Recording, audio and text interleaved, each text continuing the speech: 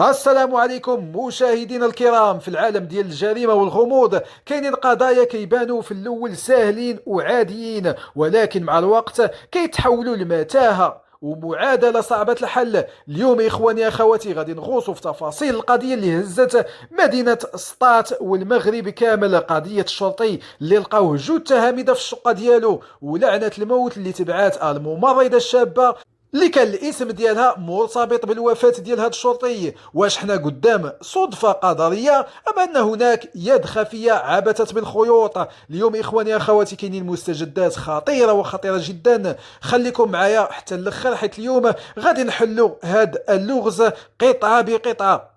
البداية إخواني أخواتي كانت عادية، مكالمة بلاغ ودخول للشقة في مدينة سطات. تما تكشف الجثمان ديال الشرطي فرعان الشباب ديالو، يعني مزداد في السبعينات. في الوهلة الأولى ملي كتشوف مسرح الواقعة ما كاينش آثار ديال العنف، ما كاينش دم، ما كاينش كسر. التقارير الأولية وداكشي اللي تسرب من تشريح الثلاثي المعمق هضر على سكتة قلبية مفاجئة. ولكن واش السكتة القلبية دائما كتكون طبيعية؟ هنا كيتطرح تساؤل جوهري في علم الجنايات. هل هناك مسبب خارجي؟ العائلة ديال الهالك ما قدراتش تبلغ هذه الرواية ببساطة وطالبوا بالبحث في أدق التفاصيل، حيث الموت الفجائي لشخص رياضي وفي سلك الأمن كيطرح علامات استفهام كبرى. السيد ما كانوش عنده مشاكل صحية وكان رياضي حسب الأقوال ديال العائلة ديالو. وسط هاد الضبابية ظهر اسم ممرضة في العشرينيات من العمر ديالها كتقول أن الروايات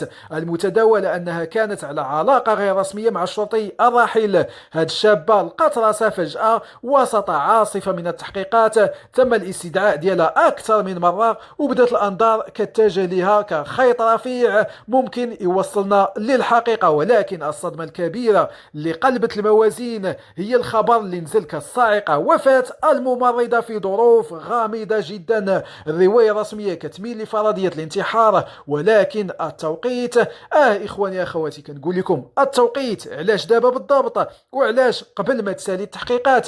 واش هذا الفعل كان نتيجة ضغط نفسي رهيب ولا كانت كتحمل أسرار خافت تخرج للعلن؟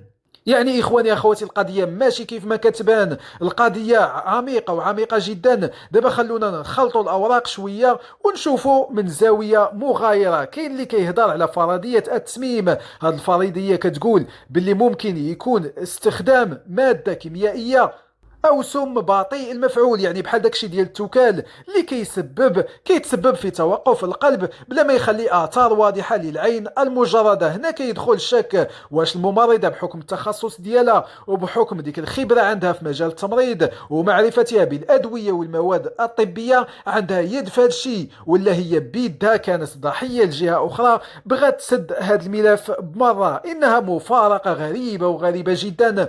فكيف ما كنشوفوا الموت اللي خدا هاد الشرطي رجعوا خدا الشخص الوحيد اللي كان يقدر يشرح لينا شنو وقع في ديك الشقة. يعني حاليا الامور كتزيد كتعقد. ملي كنحللوا هاد الوقائع كيبان لنا ان الراي العام في المغرب ما بقاش كيقبل بالنتائج السطحيه. كاين وعي قانوني وحقوقي كبير. عائله الشرطي مازال كطالب باماطه اللتام على الحقيقه الكامله. هذا الملف حاليا كيتعتبر من اكثر الملفات تعقيدا، حيث فيه تداخل بين ما هو مهني وما هو شخصي وما هو جنائي. لازم نحترموا المسار القضائي وسريه البحث، ولكن من حقنا نتساءلوا: واش كاينين اطراف اخرى مخبيه في الظل؟ واش هذا السيناريو هو مجرد تتابع للاحداث الحزينه ام هو خطه محكمه تم التنفيذ ديالها بدقه متناهيه؟ شكرا لكم اخواني اخواتي على المتابعه، والسلام عليكم ورحمه الله تعالى وبركاته.